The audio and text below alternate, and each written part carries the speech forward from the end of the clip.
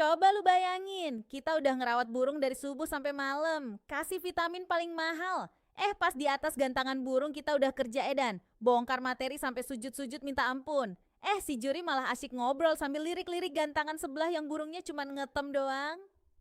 Masa jagoan kelas segitu mewahnya nggak dipantau? Malah bendera koncer jatuhnya ke burung titipan yang kerjanya cuma lompat-lompat kayak kutu loncat. Emang bener-bener dah, ngerusak hobi aja orang-orang model begini yang bikin kicau mania jujur jadi males turun lapangan lagi.